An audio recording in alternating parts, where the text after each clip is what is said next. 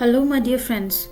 Today we come in the presence of Lord and we will be reading the Bible Old Testament, Book 4, Numbers chapter 15.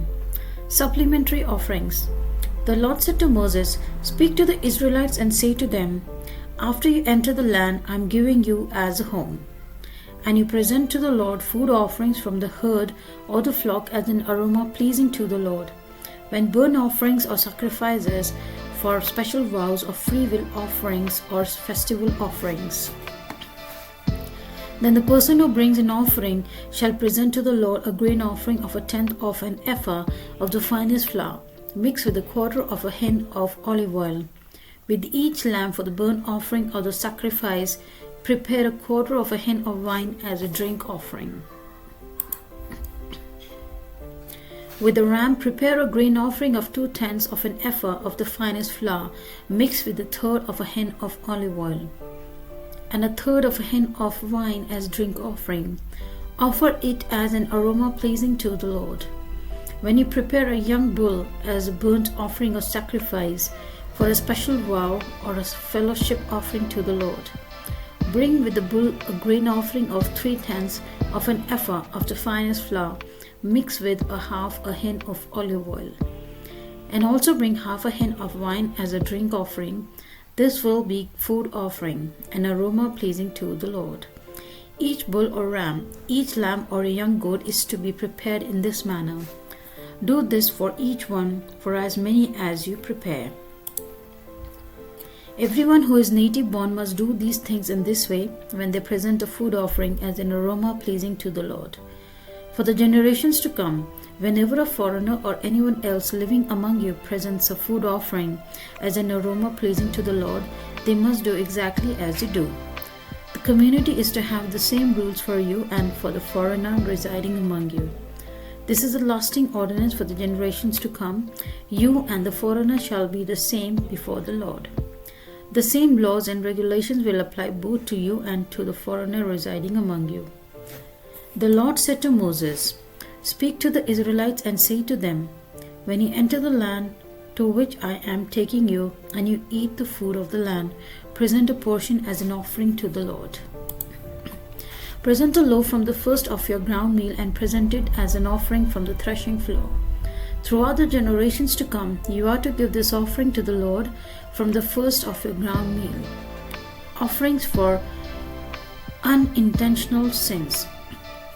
Now, if you as a community unintentionally fail to keep any of these commands the Lord gave Moses, any of the Lord's commands to you through him, for the day the Lord gave them and continuing through the generations to come, and if this is done unintentionally without the community being aware of it, then the whole community is to offer a young bull for a burnt offering as an aroma pleasing to the Lord, along with its prescribed grain offering and a drink offering and a male goat for a sin offering.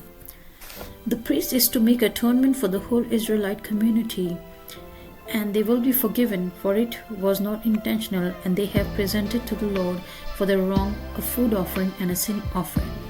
The whole Israelite community and the foreigners residing among them will be forgiven, because all the people were involved in unintentional wrong. But if just one person sins unintentionally, that person must bring a year-old female goat for a sin offering. The priest is to make atonement before the Lord for the one who erred by sinning unintentionally, and when atonement has been made, that person will be forgiven. One and the same law applies to everyone who sins unintentionally, whether a native-born Israelite or a foreigner residing among you. But anyone who sins defiantly, whether native-born or foreigner, blasphemes the Lord and must be cut off from the people of Israel. Because they have despised the Lord's word and broken his commands, they must surely be cut off. Their guilt remains on them. The Sabbath breaker put to death.